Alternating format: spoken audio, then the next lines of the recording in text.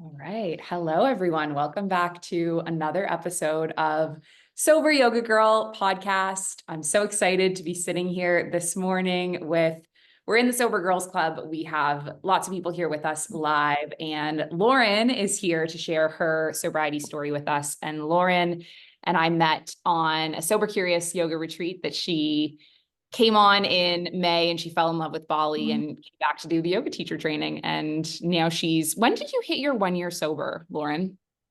My 1 year sober was, I don't have the exact date, but it was the month of August. So Amazing. it's been 1 year this month. So I'm really, Congrats. thank you. Thank you so much. Huge. So I was Mhm. wondering if you could tell us a little bit about your kind of journey and story before your sobriety. Like, what was leading up to that decision? Yeah. I, Sobriety is something that I had on my heart for a while. Um, I had actually gone through a STEPS program and was thinking that I was going to at some point try to live a life alcohol free. Um, but it felt very unrealistic. Like I would go a month, I would go maybe 2 months, and then I would always end up just going back to alcohol. So it was something that was kind of like on my heart, on my mind for a while. And then I actually got into a relationship with a man, and his family, it was a really big drinking family culture. So I kind of just put all of that to the side for a while, and kind of forgot about it, because I remember like even the first dates that we were going on, um, sitting there with his family and being like, hey, I'm not going to have a drink, just felt like the social norms just felt off. So I kind of like let that desire and that dream of mine die a little bit during that relationship, and almost forgot about it for a while. And then at the end of that relationship, when that came to a closure, that's when it became really, really, really clear to me that, hey, I do not think having alcohol in my life is going to be a part of my story going forward.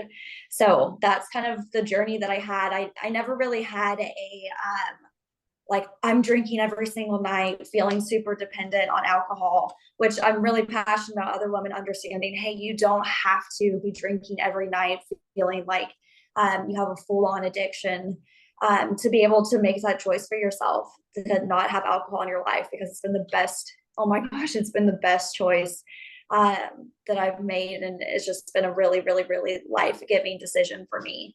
But yeah, that's a little bit about how it got started. Love that. Thank you so much for sharing. And I love that, there's so many examples of like different stories and different journeys of what a story looks like or a relationship with alcohol. And so I think it's important that all people are sharing their journeys, because then we can resonate with different stories and different people. So yeah. So what was your time growing up drinking? Like what was the family culture in your family like drinking? Was it big, or was it something that you like started when you were a teenager, or like what was that experience like? So, yes, no. So, alcohol was not a part of my family culture at all growing up. So, obviously, me as a teenager, that was all I wanted to do. I was very, very interested in alcohol because it wasn't in the family home. I wasn't around it much growing up. It was kind of portrayed as, no, this is something that you don't do. This is something that's off limits, bad. So I naturally was just gravitated towards it. It was really intriguing to me. And I wanted to experiment with it. So I started having a relationship with alcohol, I would say early high school. And it was just a normal part of the culture at my high school, was like drinking pretty early on. Was just something that we did on the weekends, and it was pretty standard casual drinking. But for me, it was not casual drinking. I definitely had an issue with almost every single time that I would drink. I would get to the point of blacking out and not having any memory of the night before. And it was just really scary to be doing that as a 16-year-old. um, we would get in our cars and drive, and that was quote unquote normal for what was going on at in the culture of our high school at that time. So that's when I kind of started dabbling around with it. And then in college, it pretty much remained the same. And then that's when it got to the point where I realized, hey, it's not just me being young, um, having a hard time managing how much I'm drinking. This was something that continued into my adulthood as well. Mhm. Yeah. And so what were some of the things like when you decided to stop drinking, like what were the reasons that alcohol was, what were like the negative ways it was impacting your life? Yeah. So, so many negative ways. I would say for me, one of the biggest negatives was the anxiety. I already have so much anxiety that I have to work on with counseling and meditation and yoga and all the methods. And then having this additional weight of, oh my gosh, did I drink too much? Did I do something wrong? Did I say something wrong? I was constantly spiraling in my head the next morning. And it was just not great for my mental health. And it was not great just for the way I was viewing myself as a woman and as a person. So that was kind of the main contributing factor of, hey, this is just, it's not making much sense to me that there's so many negatives that are outweighing the very temporary positives of feeling a little bit more socially relaxed for 30 minutes until it got to not be a good space for me anymore. But that was one of the biggest ones, me not having the self-control. So again, I was not going out and drinking every single night, but when I was drinking, I remember like I would make a plan saying, hey, like I'm not going to have more than, like if I'm going to this party for 2 hours, I'm not having more than 2 drinks.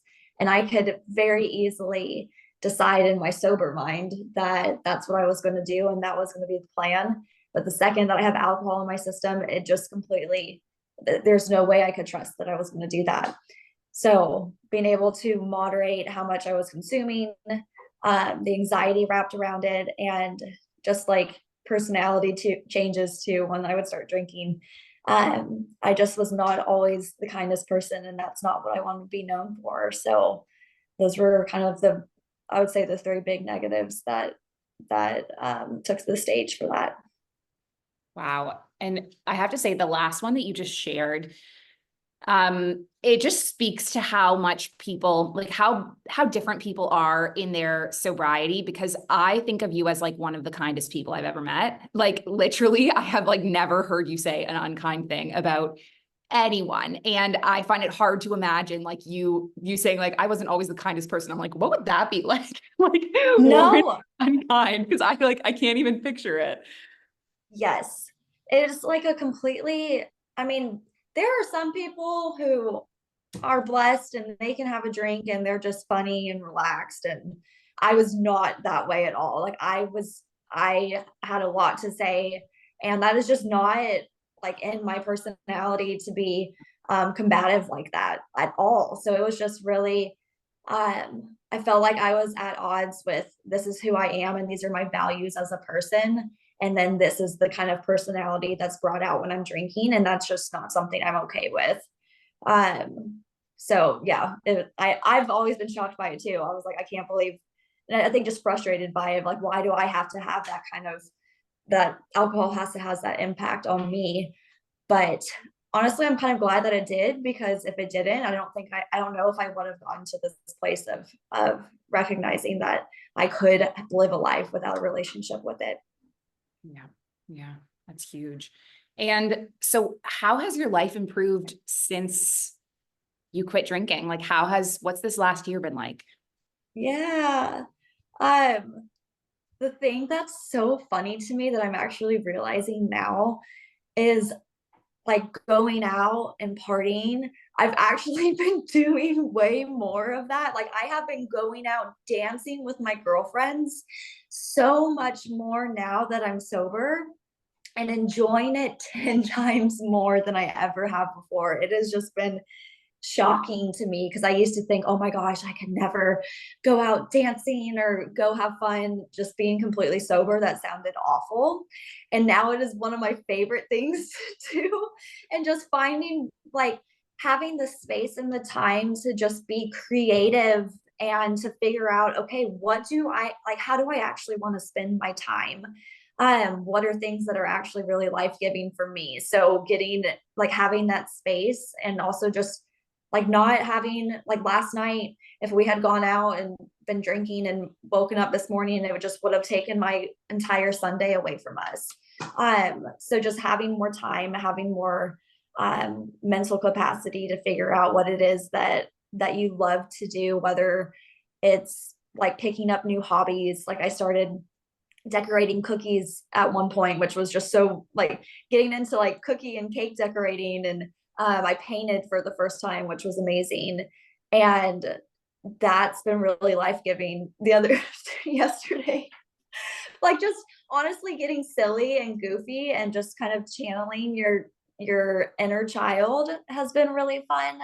Um, and I'll tell a story later, but we went and did something really silly yesterday that I think a lot of people would have thought, oh my gosh, they had to have been drinking or they had to have been drunk for that to have happened. And it was just so wholesome and fun. And I think just I think the biggest thing that I want women to know is I've never been a very confident person in myself. And I thought that not having alcohol in my life was going to make that even more challenging for me. And it has done the exact opposite. Like I feel more confident, I feel more proud of who I am and just more secure in myself than I ever have without alcohol than the little tiny bit of aid socially that it did for me temporarily. Um so yeah, sorry, that was a lot, but I'm very passionate about that one. I love that. And, I hear that from so many people. And I think it's so true that you feel like you're not going to be as confident without it, but you really step Mhm. into like, okay, who am I authentically? What do I believe in? Who do I want to be as a person? And I wonder if part of it is like, your actions start to align with your values, like you were saying before, like, you just stepped into like exactly who you want to be as a person. And so Yeah. that is confidence building in itself. Absolutely. What was it like going alcohol free? How old are you? Are you 28? I'm 28. Yeah. 28. Yes, I'm Okay, so, 28. so we got sober at the same age. I was 27 when I quit Okay. drinking. So it's pretty Yeah. young to quit drinking. What was Yeah. that like? Were you one of the first ones of your friend group? Are you still friends with the same people? Yes. So I I don't think I really had anyone in my friend group that was not drinking. It is just very socially common in the group that I run around in. Not that there was a lot of partying, but just casual drinking for sure. So that was for me a little intimidating. But I also, when I went sober, I had just gone through a pretty traumatic event. I had just gone through the ending of an engagement that I had. So there was a lot of space and time for me to just be by myself and processing from just the results of depression and everything that was going on for me during that season mentally. So I was not really out and about. And I'm honestly pretty thankful for that because I don't know if it would have been tempting when I was going out, but I remember just being at home and just feeling like I just do not have a desire to want to utilize alcohol in like a coping way as I had before. Um, so I would say the beginning was fine, but it was pretty isolating. I did not have anyone else in my community. I know that Alex was sober curious at the time. And that's something that we had talked about a little bit, but other than my connection with her, I didn't have anyone around my age, anyone in my city, anyone that I knew that was sober. So that was, I wouldn't say it was a horrible experience. It just was my experience. But what really changed everything was whenever I got to find sober community with other women. That was the biggest game changer. And where that started was my counselor at the time. She was leading a sober curious women's retreat to Bali, and I would go into her little office, me in my little sad state at the time, and I saw this sign that she had posted up about it and was really intrigued. And I was like, wait, it wasn't even, I knew that I was sober at the time, but it wasn't even the fact that it was just the sober part of it. It was like, it's Bali. I was like, oh my gosh, who wouldn't want to go to Bali? So I ended up signing up for that retreat and went into the retreat. And that's when I connected with many other sober women, and those relationships. Oh my gosh. I remember just for the first time feeling like, okay, this makes sense. Like sobriety makes sense when you have community and other women to do it with you. Because at first it was just like, this is something I have to do. Like it's just a part of my story. It almost felt like a loss for me. Like, hey, like I don't have a good relationship with alcohol, therefore I can't drink. But now that I have this community to engage in it with, it feels like such a blessing and such a celebration, just to have other people to experience it with, because the relationships that you build in a sober community are just like they're fabulous, and they're so much more in depth than the other relationships that I've had in my life. So I'm just so thankful for that. I love that. And so tell us about the decision, like, okay, so you came on the Sober Curious retreat in Bali, and then we met, and then you decided to come back and do the yoga teacher training. So tell us about like what led you to make that choice. Yeah. So when I was on my retreat, I remember there was like one period of time where I started to feel really overwhelmed. It was like the only time when I was in Bali that I started to feel anxious, because I had felt so much peace when I was there. And I remember thinking, gosh, like there's so much I want to do. Like I do not feel like I have enough time in these 7 nights that I have here to experience one, like the culture and what I wanted for self-development there. But also just I had this itch of like, I feel like I need more time here for many, many, many things, whether it was experiencing the culture or experiencing something for myself. So I remember it was one night that I finally was like, okay, I'm not gonna let myself feel this anxiety. Like I kind of I wasn't resisting it, but I remember just accepting this. The reason I'm feeling this way is because I think I only have 7 nights here. And I got to a place where I said, you know what, I like this. I think this is showing me that my time here is not done. And I remember coming in the next day, and I had it on my heart. I was like, I think I'm going to come back for a month. Like it just, a month felt right for some reason, 4 weeks. And I didn't know when that was going to be. I had no idea when that was going to be, but I remember just thinking, no, I'm going to come back, and like, I actually want to spend a good amount of time here. And then the next day was when I connected with Alex, and it was pretty random how it happened. I think it was you and Jane were trying to get together, and Jane was like, hey, I just really feel like you and Alex would connect. Like you should come to this dinner with us, and she's going to lead us in a yoga class, and it would be great. So I was like, okay, that sounds lovely. And hopped on board with that and came and met Alex. And then she told me that next day, she was like, hey, I'm leading a yoga teacher training that's going to be 3 weeks in July. And I remember it just like it just all made sense to me in that moment, that was my month that I was coming back. So I came back in July, did the yoga teacher training for the 3 weeks, and then ended up staying a couple weeks after that as well. But it just was able to relax my nerves at the time of and any of the anxious feelings I was having of, oh my gosh, there's so much more for me to experience and discover here. And I got to do it, which is amazing. And then I went back for the month, and now I'm like 3 months, like what's next? It's a magical place. It's really special. So tell me about the yoga teacher training. Like what were the How did that impact you and change you? Are you hoping to teach yoga now, or are you including yoga in other ways in your life? Like, what does that look like? Yeah, so I am hoping to teach. I work in the medical field and I'm a speech language pathologist. So I was wanting to incorporate yoga into my practice here with my stroke and traumatic brain injury patients. So I wanted to get my training done. And then there's also another certification that you can get on top of it for like um, brain injury aware yoga or something along those lines. So that's something I'm wanting to do as well. And then being able to incorporate it into my practice at the hospital is my goal. So I'm really, really excited about that and just bringing it into the neuro community because it's really changed my life. It's changed my nervous system.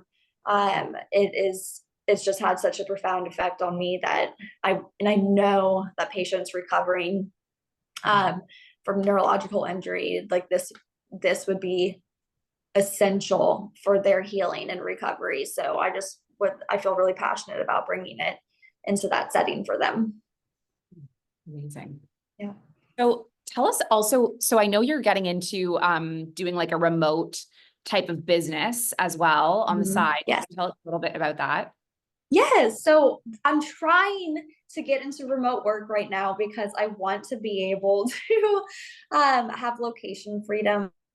I really feel passionate about trying to get back to Bali, and being in the medical system, it's hard, and I cannot sit here and say that I don't love my job. I absolutely love working with patients. It is a joy and honor of my life to be able to serve them in the ways that I get to every day. But there's also a place and a time that I really realized for myself of, hey, like I've been taking care of people for a good while.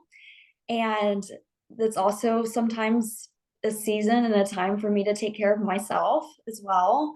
And a part of my recovery and healing process has been travel. It's been being able to experience nature and feeling connected to nature. So because of that, that's what's kind of sparked my interest in wanting to start some type of online business.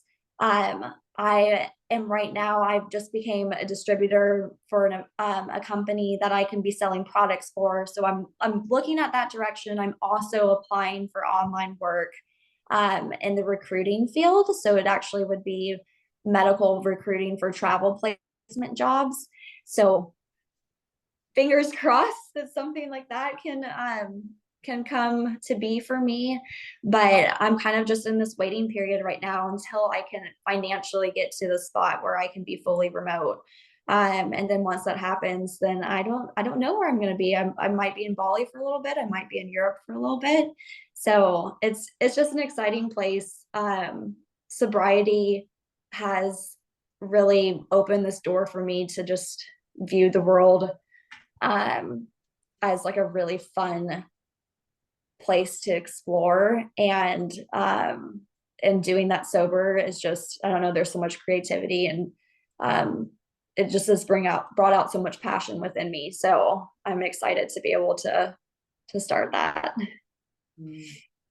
Beautiful. That's so exciting. I have one more question for you. I'm wondering if you had any advice for someone that wanted to go alcohol free, was sober curious, thinking about it. What would you say? I would say give it, I don't know, I'd say give it 30 days. It's like the first place, just trust and just try to give yourself that mark and just see how you feel. And I also would encourage, I mean, I think for me, just going sober to go sober is one thing, but you have to pair it with mindset work. Because if you're just going sober and then you're still around the same crowds that maybe, weren't as life-giving for you in those relationships, it may not feel as as validating in the beginning as it would be. So I would say definitely pairing it with mindset work. And then also just giving yourself a hard line and just seeing. So many people are so scared to even just try for the 1 month mark. But you can do it. I promise you can do it. And it is so beautiful. But I also would say I would evaluate when it comes to relationships and how you're spending your time. I'd sit down and actually write it out. What is most life-giving for you, and if alcohol has to be a part of that relationship, or it has to be a part of that scenario or that activity that you're participating in, it's probably not the most fun thing in the first place. Like if alcohol has to be a part of it to be fun, and I don't think I really recognized that. Like there were some people in my life that if I sat down and thought about me spending time with them without alcohol, it just felt off. It felt strange, and it didn't feel like there was a lot of meat there. So being able to evaluate the relationships and the activities that you're participating in your life, and like being able to write all that down, might give you a little bit more clarity on if you are using that as a crutch, or if alcohol is too big of a piece of that relationship for you to have to depend on it to have a good time with that person. And then the people that it makes it really clear, oh my gosh, I've had the most amazing fruitful experiences with these people without alcohol, then know like those are your people to really start prioritizing during the time that you're exploring sobriety. And also just get creative. Like if you're thinking, okay, I have a weekend and I'm not going out to the bars, I'm not going out to drink, what would I do with that time? Start writing those things down and start actually doing them, and recognizing like the space and the additional time that you have to pursue the things that really make you happy. Think about the things that you like to do as a little kid, and start making those a part of your weekend as well. Beautiful. Oh, Lauren, this was so amazing. You're such an inspiring woman. Like I was being genuine when I said, I think you're one of the kindest people I know. Thank I'm you. just really, really grateful that I got to know you over this summer at the YTT. And I'm just really excited to see where your journey goes. I have a feeling that you're going to be back here. So I'll see you soon. Yes, absolutely. Alex, it's been so beautiful connecting with you. You've just created such a safe space for all of us to come together. And I can't thank you enough. Like I said, sobriety is great. It's beautiful. It is all the things that I wanted, but it just has not been the same when I had to do it by myself than compared to now when there's community. And it can be hard to find community too. So just the fact that you created this massive online space for us to come together, I'm just so thankful for that. I'm so thankful for you.